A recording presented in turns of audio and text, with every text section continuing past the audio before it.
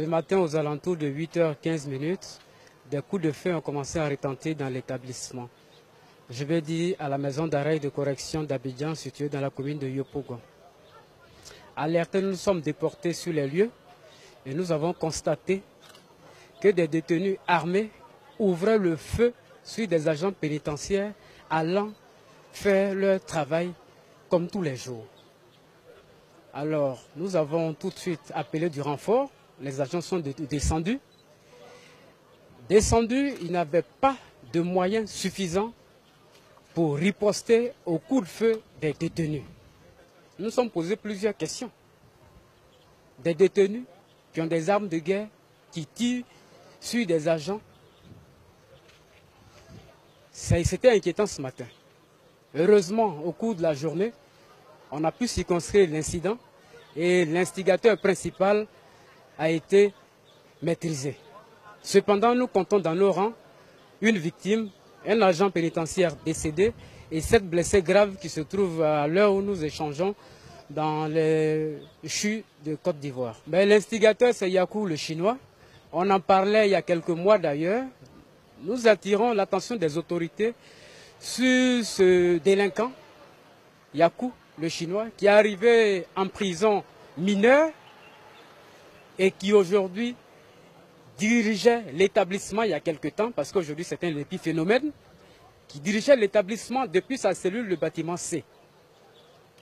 Nous avons attiré l'attention des autorités pour que quelque chose soit fait, puisque nous leur avons dit que les agents pénitentiaires gardaient leur calme. Rien n'a été fait jusqu'à ce qu'aujourd'hui, Yakou tue un des nôtres. La population peut dormir tranquille. C'est vraiment dommage, mais dans une situation où des détenus tuent sur des agents, les agents sont en situation de légitime défense. Ils se sont défendus. Yakou a été anéanti. Voilà. Aujourd'hui, la psychose Yakou ne règne plus à la Maka. Cette administration pénitentiaire, depuis 2011, n'est plus dotée d'armes.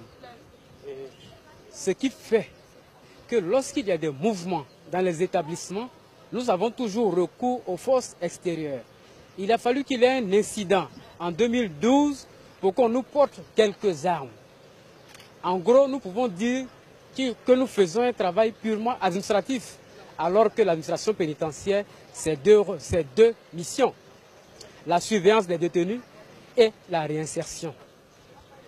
Mais on ne faisait que du travail administratif. Aujourd'hui, nous constatons, malheureusement, qu'une loi sécuritaire a été votée par l'Assemblée nationale et cette loi ne prend pas en compte l'administration pénitentiaire de Côte d'Ivoire. Je suis étonné, tout comme les agents, de voir cette armada d'hommes en tenue, en armes, toute catégorie d'armes, venir dans un secteur qui n'est pas considéré comme sécuritaire. Alors, véritablement, nous sommes outrés et nous demandons qu'il soit fait les états généraux de cette administration pénitentiaire. Tant que nous n'aurons pas fait les états généraux de l'administration pénitentiaire, toutes les réformes que nous allons vouloir engager ne pourront pas aboutir. Il faudrait qu'on s'asseye avec les autorités et qu'ensemble, on réfléchisse pour déterminer ce qui a marché et ce qui n'a pas marché. C'est comme ça qu'on aura une administration pénitentiaire forte et crédible pour la sécurité de notre nation. Vu les mesures sécuritaires qui ont été prises, moi je vous ramènerai plutôt à une enquête qui est en cours, qui va déterminer les complicités in ou ex pour que ces âmes puissent avoir accès à l'établissement. Cette situation, comme je le disais tantôt, une enquête est en cours. Et vous aurez les résultats incessamment. Les responsabilités seront situées.